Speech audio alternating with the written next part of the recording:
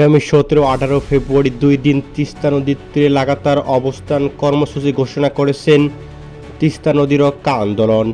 জাগো ভাই তিস্তা বাঁচাই স্লোগানে তিস্তা নদী রক্ষায় এই আন্দোলনের প্রধান সমন্বয়কারী বিএনপি রংপুর বিভাগের সাংগঠনিক সম্পাদক ও সাবেক উপমন্ত্রী আসাদুল হাবিব দুলু কর্মসূচি ঘিরে নানা দাবিনামা তিস্তা ইস্যুতে তার সঙ্গে কথা বলেছেন।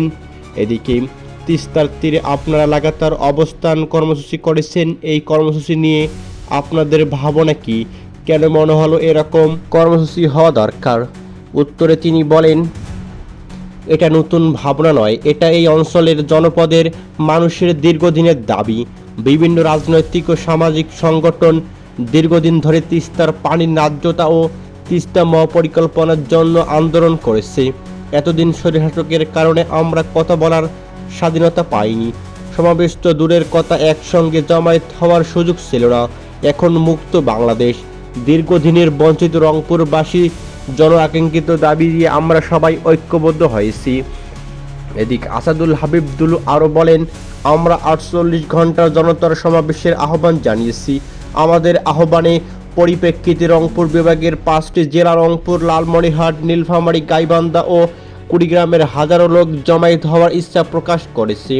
আমরা মনে করি জমায়েতের মধ্য দিয়ে তিস্তা নদী খনন করা বাদ দেওয়া ও তিস্তা মহাপরিকল্পনার মাধ্যমে এই অঞ্চলের স্যাটেলাইট শহর, অর্থনৈতিক অঞ্চল, পর্যটন শিল্প গড়ে উঠতে পারে। এদিকে আসাদুল হাবিব আরও বলেন, এই আন্দোলনের কোনো ব্যক্তি, গোষ্ঠী বা রাজনৈতিক দলের নয়, এটি হলো গোটা রংপুরবাসীর আন্দোলন। এই আন্দোলন মানুষের কল্যাণ ও জনদাবিতে পরিণত হয়েছে। এই জনপদের সব শ্রেণী পেশার মানুষ আগ্রহী হয়ে উঠেছে। আমরা আশা করছি এই দুদিন ব্যাপক লোকসমাগম ঘটবে। তিনি আরও বলেন, বিএনপির ভারপ্রাপ্ত চেয়ারম্যান তারেক রহমান 18 ফেব্রুয়ারি সন্ধ্যায় 5 জেলার 11টি পয়েন্টে ভার্চুয়ালি যুক্ত হবেন। বিএনপির মহাসচিব মির্জা ফখরুল ইসলাম আলমগীর 17 ফেব্রুয়ারি তিস্তাপাড়ে আসবেন। বিএনপি স্থায়ী কমিটির সদস্য গয়েশ্বর চন্দ্র রায়, এছাড়াও আমির খসরু মাহমুদ চৌধুরী, হাফিজউদ্দিন আহমেদ, ইকবাল হাসান মাহমুদ টুকু, দলের সহসভাপতি শামসুজ্জামান দুদু, বরকতুল্লাহ বুলু, জ্যেষ্ঠ যুগ্ম মহাসচিব অ্যাডভোকেট রুহুল কবির রিজভী ও মোয়াজ্জেম হোসেন আলাল সেখানে উপস্থিত থাকবেন। এদিকে বিএনপির যুগপৎ আন্দোলনে থাকা নাগরিক ঐক্যের মাহমুদুর রহমান মান্না, গণসংহতি আন্দোলনের জোনায়েদ সাকি ও বিপ্লবী ওয়ার্কার্স পার্টির সাইফুল হক আসার আগ্রহ প্রকাশ করেছেন। এদিকে আসাদুল হাবিব আরও বলেন, আমরা প্রধানত দুটি সমস্যা দেখি। একটি হচ্ছে তিস্তার ন্যায্য পানির দাবি, যা দীর্ঘদিন ধরে ভারতের সঙ্গে পতিত সরকার কোনোভাবেই চুক্তি করতে পারেনি। আরেকটি হচ্ছে তিস্তার ভাঙন রোধ, ভাঙনের হাত থেকে লোকজনকে রক্ষা করার জন্য তিস্তাকে নদী শাসনের আওতায় নিয়ে আসা। এদিকে তিনি আরও বলেন, তিস্তা একটি আন্তর্জাতিক নদী, সেখানে পানি আটকে রাখার কোনো বিধান নেই।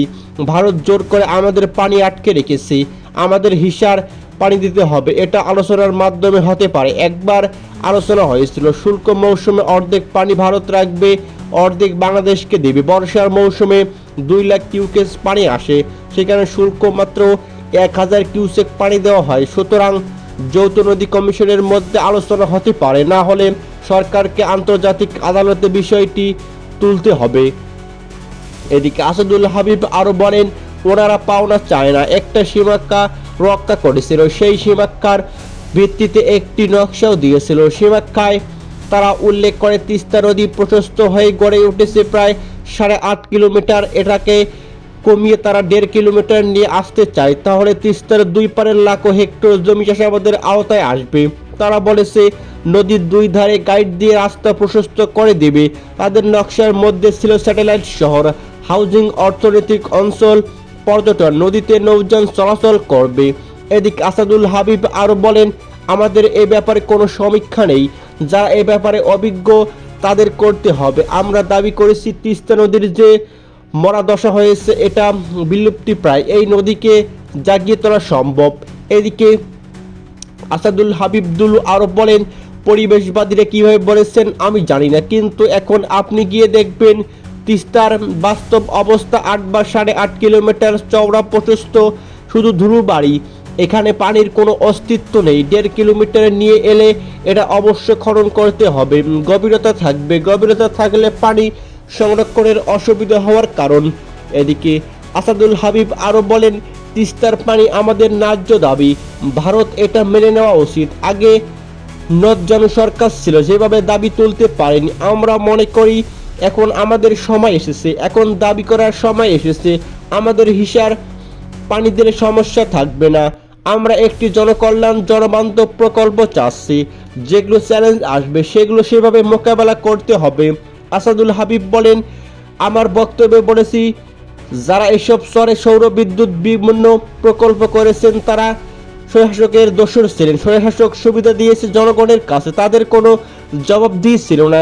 কোন আইন দিল, কিসের ভিত্তিতে দিল, আমরা এটাও জানি না। আমরা এই আন্দোলনে করছি কৃষক, তিস্তাপাড়ের মানুষকে বাঁচানোর জন্য।